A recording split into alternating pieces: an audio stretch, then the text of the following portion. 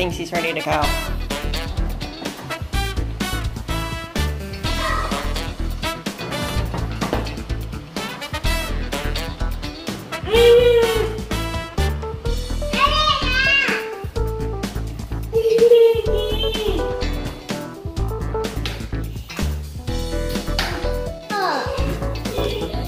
Wow. Yes, it is.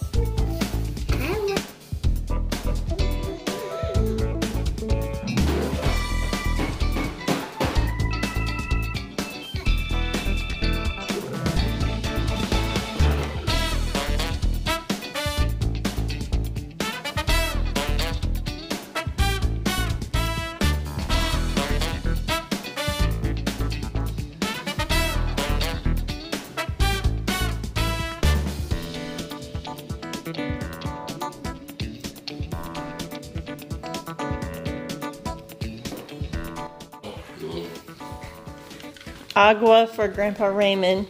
You're welcome. You got agua in your sippy cup right over there on the floor next to Grandma. Tell us what it is. Actually, this is empty. Levi has the agua bottle. I'm getting into the goods. Yummy. Delish. One more. Reflections from a Bronze Star Vietnam veteran. This is my great uncle David Gallagher. He's going to have a chat with us about his military experiences and how that has shaped his life to this day. The thing is that David really hasn't talked much about his experience in the military. David served in the Vietnam War. You did what, 2 tours of duty? 1 tour of duty in Vietnam and 1 tour of duty in South Korea. Okay. I spent a total of 7 years in the U.S. Army. Experienced Nobody could talk. things. Yeah, what was your experience in now when you went in, how long was it you were in the Army before you went to Vietnam? Almost 2 years, and I was a paratrooper. I went to some school, and I was a paratrooper in the 2nd Airborne, Fort Bragg, North Carolina, approximately 18 months before I went to Vietnam. You mean you jumped out of perfectly good airplanes? Yeah, it's got to be exciting at the time, you know. It got to be fun, although it's scary when you first get into it. You can actually get to enjoy it, you know. And they give me orders to go to Vietnam, and I asked them, would I have to jump over there? They said, yeah, you have to jump from bush to bush, you know. And literally, that's what I did in Vietnam. Just jumping from one bush to the other. Oh, okay. But, were you actually in combat in Vietnam? Yes, I was in the combat unit, the 173rd Airborne Brigade, and they seen it was a 3,500 man brigade, and they did experience much combat, you know. And, I went out on many search and destroy missions, you know, and a lot of walking through mountains and jungles, and I seen I was involved in combat situations where you shoot, you know, and although I never shot anybody point blank, but they give the order to shoot at villages, and you know what bullets killed who, you know, really nothing. I probably my bullets probably killed people, but That's the way I followed orders, I did what they told me to do. But I had witnessed a lot of horrible things, many of which I don't really care to share, I know you didn't care. Because a lot of people wouldn't believe me if I told you, so I don't really, it's hurts me to share a lot of those things. I know they're really not significant with today. I try to live in the now and today more importantly than the past, so. Although I do experience nightmares from the Vietnam conflict and some of the horrible things I had witnessed still haunt me today, however I deal with it, I try not to let them disable me in any way, And, now, one of the things your family didn't know until recently was that you got bronze stars as a result of your saving other people's lives. Yes. Yes. I did. Do you want to tell us about that? What happened? Well, hey, Bobby, be polite. Well, one day we were out on the patrol and it got hit. And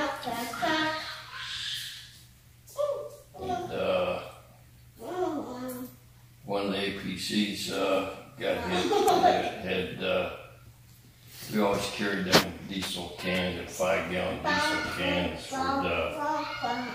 They were diesel APCs, they call them. They were big steel boxes, And they would carry ammunition, and they were tracked vehicles, And the driver had a 50 caliber machine gun. But anyway, they hit a mine one day, and we were getting shot at, and the thing it burst and it got hit, and the diesel fuel was when we poured diesel fuel in, a lot of times the fuel would be all over the place because the whole top of the APC had diesel fuel on it. When it got hit, the whole thing almost burst into flames, and I was about 75 yards away, and the thing was loaded with ammunition, explosives, and it had three-man crew in it, and they were the whole explosion rocked the APC, and the guys were jolted pretty badly, and they couldn't. We were getting shot at, so they didn't want to stick their head out because they wanted to get shot, And they were literally all three got wounded, and I seen what was happening. I put my gun down and run and got a fire extinguisher, and I ran to the thing, and I was trying to keep the flames down because the whole thing was engulfed in flames, And I got to thinking my friends are in there.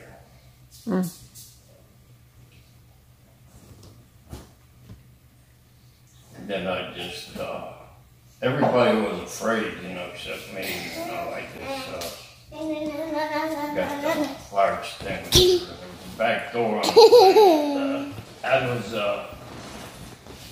I had 2 fire extinguishers actually, and I was spraying down, and hopefully get the back door open to get them guys out there, because the thing,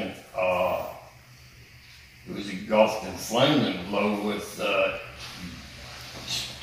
ammunition, you know.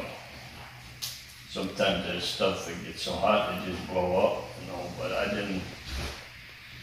didn't think about much, it's just my friends was in there. But I kept, I was spraying them, the back door with a fire extinguisher, trying to keep the flames down, you know, and I was trying to get the back door open, but it was so, it was hot from the flames, you know, there were flames all over the place, but I was trying to get the back door open, get them guys out of there, you know. And people told me, yelling at me not to do that because all this was happening. They had enemy soldiers shooting at us, you know. Wow. And I would actually hear the bullets hit the APC, you know, and people were yelling, get down or get out of there, you know. And I didn't listen to none of that, you know. I just didn't want to see those guys get killed. And, you know, but when people seen what I was doing, 2 or 3 people, they decided to come up and help me from behind, you know, and we was able to get the back door open and get them guys out of there before it blew up, you know. Mm-hmm. There was 3 guys, and they were pretty much shook up, and they were scared to death, you know, and they didn't want to come out of that thing because they thought they were going to get shot, you know, so, but I was the one that got the back door open. Finally, I got the back door open, you know, with the help of these other 2 guys come up behind me, and we was able to get those guys out, you know, and just incredible feat, you know, but as I was doing that, a lot of people thought I was going to get killed because it was basically an ambush and it was shooting at us, you know. But I can remember bullets zooming past my ear, you know. And, you know, today some of that. Well. But that's the only one occasion. I had many other ones, you know. I was in a helicopter that the guy right next to me got shot, you know, in the chest. And, nobody knew what happened. Somebody was shot from the ground, and we were flying a helicopter, and the guy right next to me got a bullet, and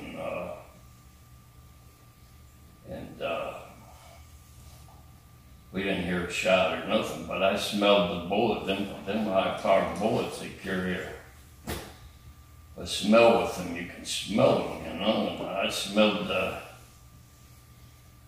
gunpowder, you know, from them high-powered bullets. You can, you know, they have they're really hot, you know. And I smelled the hot smoke in the helicopter, and I looked over, and the guy next to me was slumped out over, you know, and I seen he had some little bit of blood coming out of his, right in his chest, and I said, God, that guy got hit. And there was 10 of us in the helicopter that day, and I was sitting right behind the co-pilot, and I started trying to get the co-pilot's attention that, hey, somebody got hit here, you know. And the co-pilot, he had his helmet on, and you know, he couldn't hear anything. I was trying to scream, and he couldn't hear nothing, or he couldn't comprehend what I was trying to say for some reason. And I was kind of in a panic mode, and I'm trying to yell at this. Somebody got hit, you know, and the co-pilot, you know, he thought I was trying to tell him I had to go to the bathroom or something, you know. Mm-hmm. And I kept screaming and screaming that the guy had got hit, and they just seemingly ignored me, and I got pissed. I didn't buckle my seatbelt, and I got up and I just grabbed that co-pilot by his shirt and yanked him almost out of his seatbelt, and I yanked him so he could, and screamed at him that, hey, somebody got hit in this, and finally they realized that I had, that they understood what had happened, that somebody had got shot, they finally realized what happened, after what all that acting I did and everything, and the helicopter immediately took off for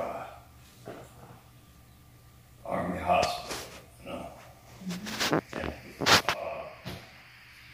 we landed right on the roof. In about 15 minutes after that happened, we landed on top of a military hospital roof, and that guy lived because I had, because he made it to the hospital on time, but that bullet was right up against his heart, and it's amazing he never died, but he didn't die. That's wonderful. But some of the other stuff I really don't. That's I really don't care to share, but those were two of them, but I can remember days of helping wounded people on the helicopters, that were wounded. And were those civilians as well as military people? Once I did, yeah. Okay. But I used to cry helping load people in medical helicopters, that were badly wounded. This one guy I had, I was helping him hold his guts in, while I was helping him in the helicopter, and it was hard to remember, but we don't it's want hard to believe that I did those things, Yeah. Wow. And I never got wounded myself, and it's a miracle, because I was around all the blood and guts, and I was in some of the firefights and everything, and guys, I remember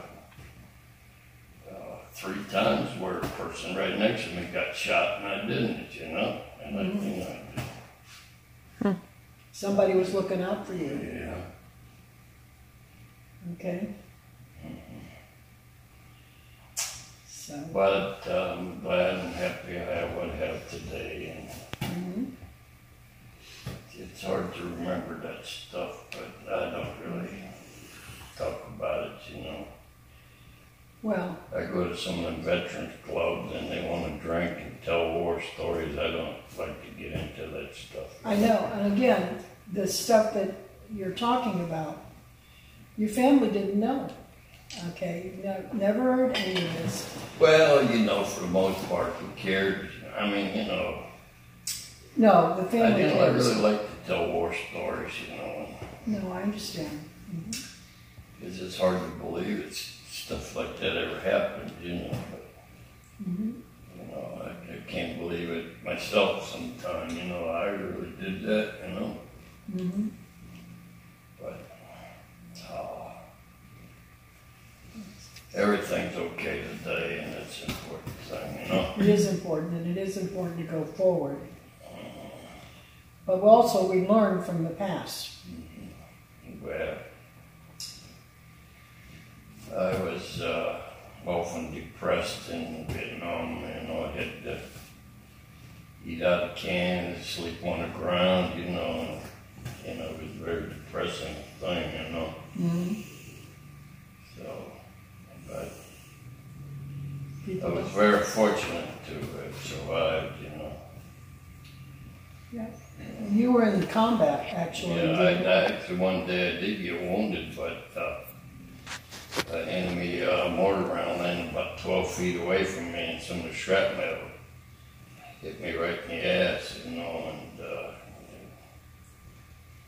but they'd asked me if I got wounded, and I said no, because other people were badly wounded, and they needed to get medical attention, and I just had a few pieces that hit me right in the ass. You know, it's red hot, you know, and burned like hell and it hurt. But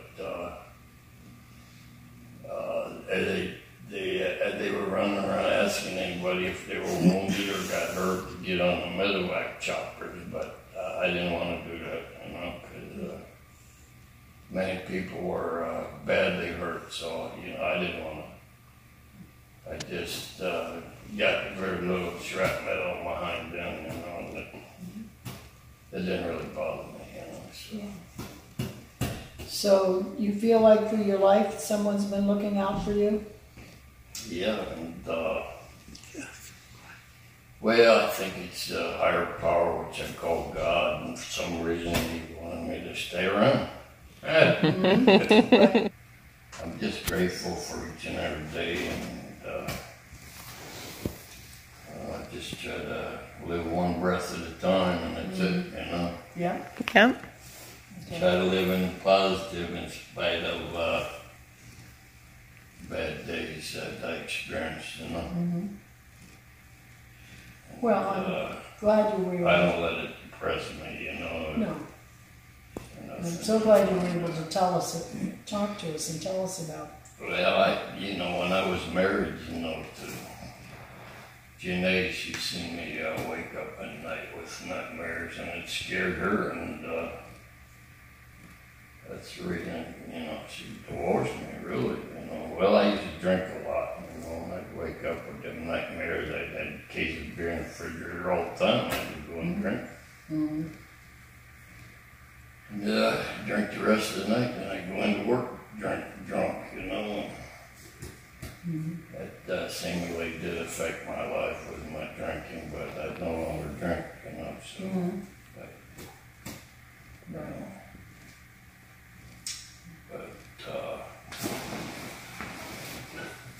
Okay. But I don't like to tell people stories because they feel sorry for me. I don't like people feel sorry for me, you know. No, you were the big winner yesterday. I don't feel sorry for you. Okay. I don't like pity, you know, nothing. Because I had to go to the war and all that, just the way it was, you know. Yeah. But I often used alcohol to change my mood and my feelings about the war, you know. And what was what made you decide not to do that anymore? Well, I was getting sick from drinking.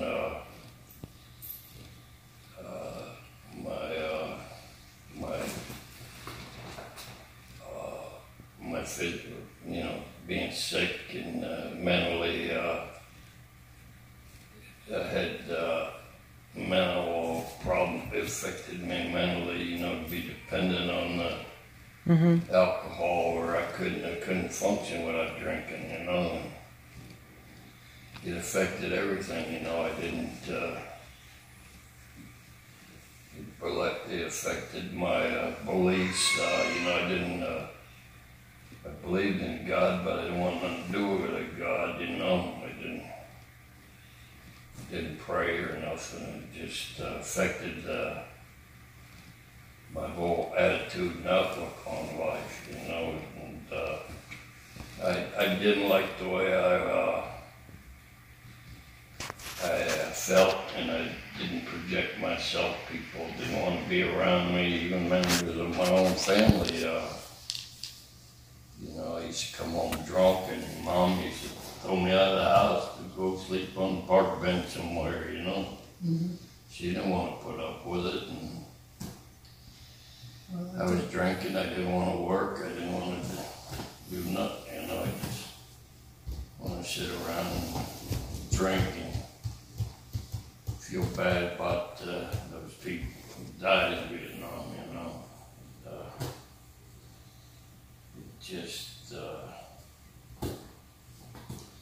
I just use alcohol as pacifier, so to speak, you know, and just I'd be one of them kind of guys that go out and drink and yell at the moon and everything, you know. Why me, you know?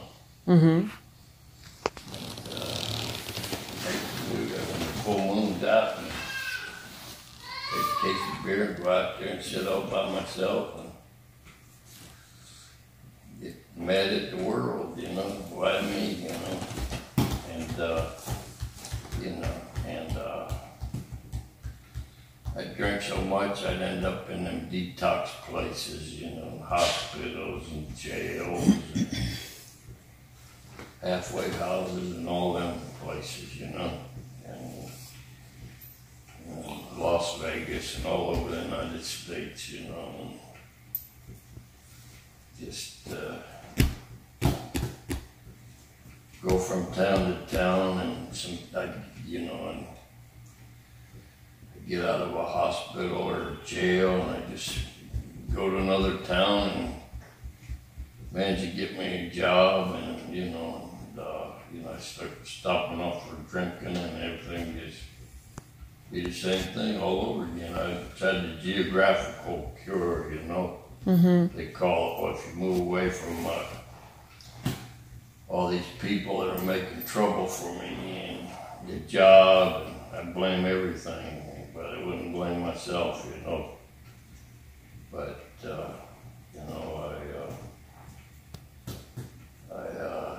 sooner or later you just got to get honest with yourself if you want to survive, you know, because, if I had kept on the way I was going, you know, I didn't want to live, you know, I didn't want to die, but I didn't want to live, you know, so I don't know, you know, I just didn't want to live that way, you know. Mm-hmm. And sooner or later it catches up to you, which it did, and I just made myself willing to go to any lengths to change my way I lived, you know, and I did, you know, and it's a gradual change, and I'm still changing today, you know, trying to, I wasn't necessarily a bad person, trying to be good or anything. I was a sick person trying to get well, you know. Mm-hmm. Yeah, I'm still that way today, you know, I'm still recovering, you know, from, and I try to be happy and learn to have some faith, hope, and love, you know, some feelings of faith, hope, and love, and how to project them and feel those feelings, you know, to feel the love and you know, try to do the things you got to do. You can't just sit around and say, well, everything's going to take care of itself, you know. You get complacent and sit around and don't do nothing, you know. You get out of life what you put into it, you know, so to speak, you know. And, that's right. You can't sit around and do nothing and wait for everything to come your way, you know. It just don't work that way. You have to walk like you talk, and you got to do positive action to get where you want to get these days, you know. And that's what I do. Yeah. And I'm not completely successful all the time, but I try to keep on keeping on, and that's what I do, you know. Mm-hmm. And it does get better, you know, and that's the important thing. Is that you can change for the better, you know, because if it didn't, I wouldn't be trying anymore, you know. Right. I try to do what I gotta do, but, you know, I still have good days and I have bad days, you know. Sometimes I want to pray, come here, God, I want to talk to you. You know? Don't you have them days? Yeah, I do too. And, you know, it's like, what's up with this, you know? Mm-hmm. But you know, when you look at it, you know, a bad day is better than no day at all, you know? That's right. If I go back to drinking, I might not have another bad day, you know? So, hey, that's the way I look at it, you know? So, I haven't drank for 30 years, but nobody really care except me, you know. What is it? But that's the way it What is. is it, That's the way it is, you know. Show me. But I still got to deal with life on life's terms, and I still have good days and bad days, but I got to think about where I came from and how I got to where I'm at. And, you know, I try to keep it real, you know, so to speak. You gotta keep life real, you know. You can't go out there and just act out things, you know. You gotta keep things real, you know. You gotta really project some faith, hope, and love in your life and your world and your family, you know. You can't just, you know, complacency was a character defect of mine, where I just sit around and say, hey, everything's going to take care of itself, you know. Sometimes it just don't happen that way, you know? Yeah.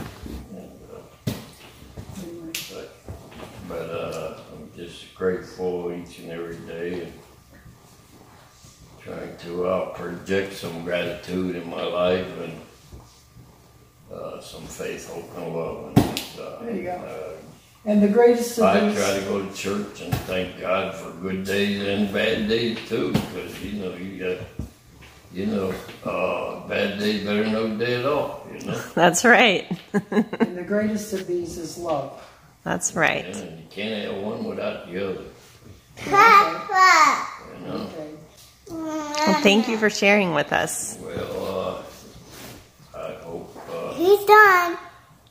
I hope what I said has been of benefit to somebody. You know, I don't say it to impress anybody with anything. You know, I just say what I think and feel, and I very rarely even share any of my Yes, I know that. Vietnam experiences. You know, 'cause a lot of people don't even care to hear it. You know, I think a lot of people would really enjoy it. Some people find it hard to believe that it ever really happened. But, I know.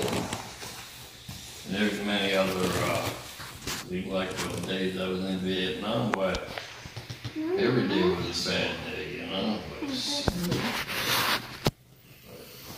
But I'm here today, and nice to come and visit you and see that everything's nice with your world. So, Thank you. and I try to enjoy visiting with the family and trying to show some happiness and gratitude. You know? David has completely turned his life for good things. And it's really amazing Yes, it is. how, you know, what he's gone through and what he's risen above. Mm-hmm. It's a lesson for all of us there. That's right. Inspiration for everyone. Thank you. Thank you.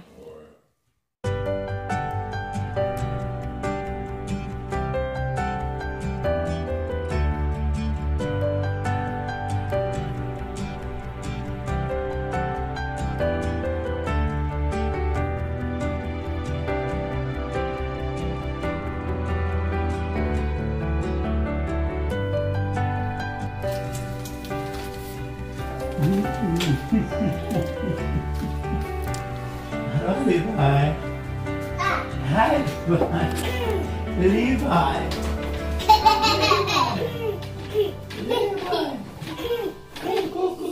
Yeah, beautiful. You got it here, no?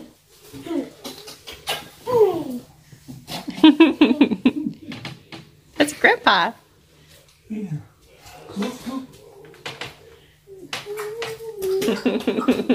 Are you ready to come out of your bed? I didn't see you for 2 weeks. 2 weeks I didn't see you. You want to get out? You want to get out of bed? Yeah. Okay, get that, come on. Yeah.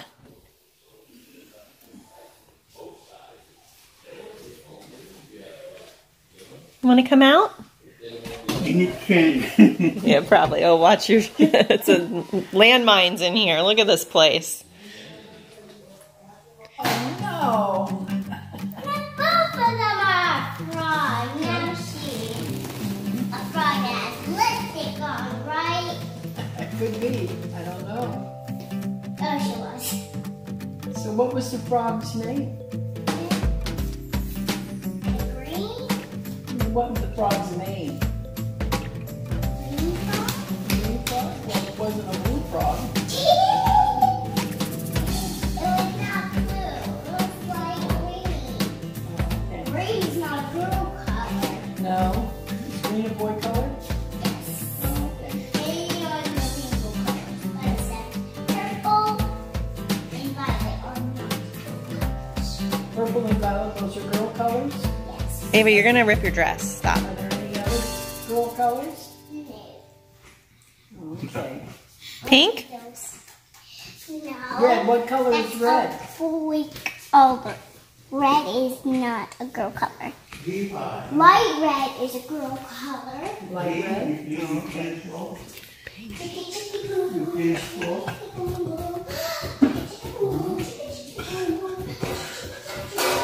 Sounds like pink to me.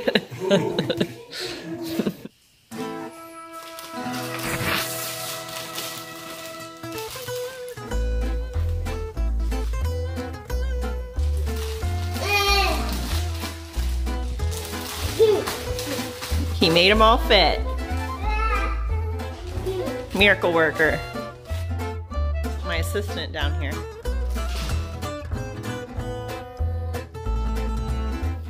He's fixing the plumbing apparently.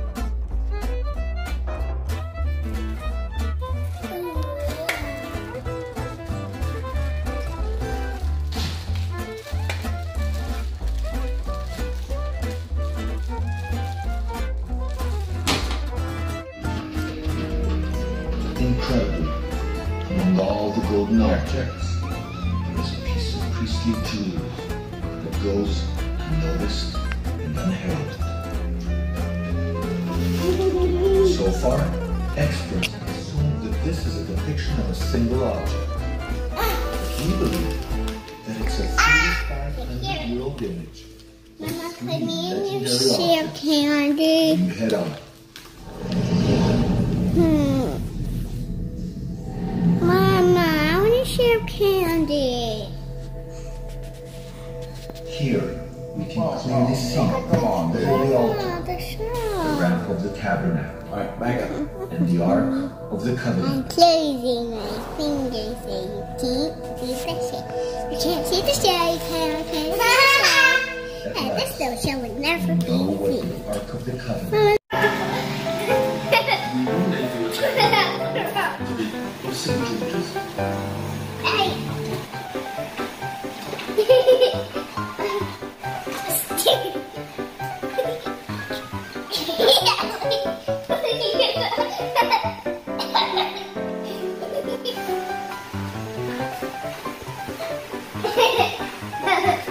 Put up his diaper.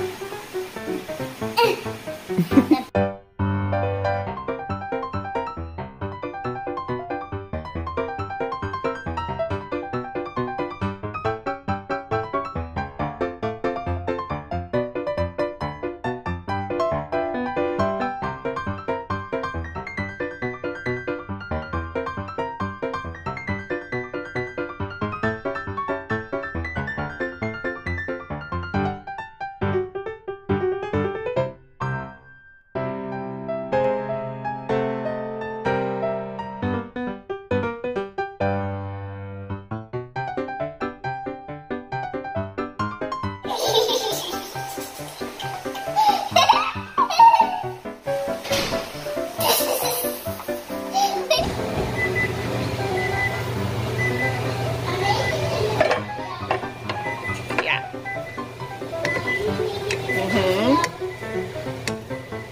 It's hard to do one-handed because the pot wants to move around. We can turn that off. No, get out of there, honey. After dinner.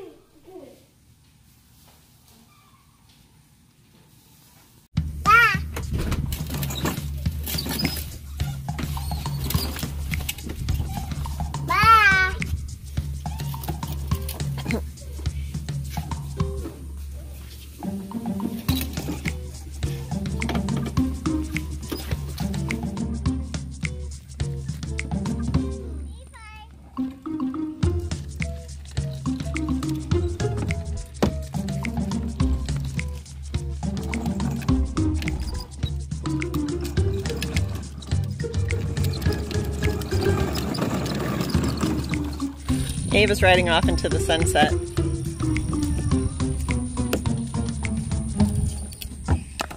Uh-oh. Oh. Aww.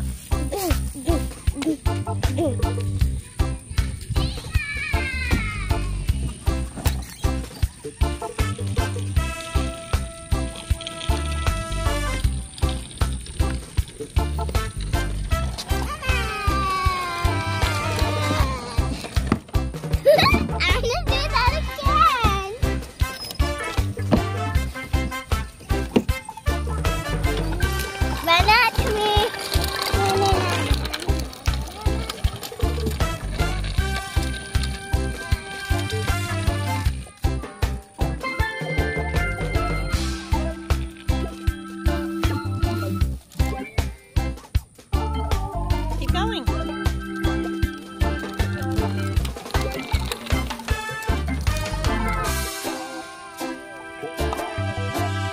Crash.